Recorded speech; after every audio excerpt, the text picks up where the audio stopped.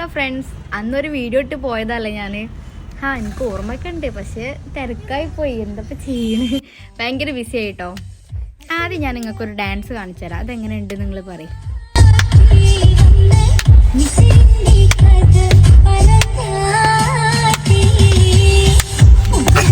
ഈ ഡാൻസ് കളിച്ചത് നിങ്ങൾക്ക് ആരാ അറിയോ? റിയാണ് കേട്ടോ ഡാൻസ് കളിച്ചത്. ഇത് ഞങ്ങളൊരു ഈവനിങ് ഒരു ചായ കുടിക്കാന്ന് പറഞ്ഞിട്ട് ഞങ്ങൾ ഇവിടെ തന്നെയുള്ള കൊളായി പോയതാണ്. അവിടെ നല്ല വ്യൂ ആണ്.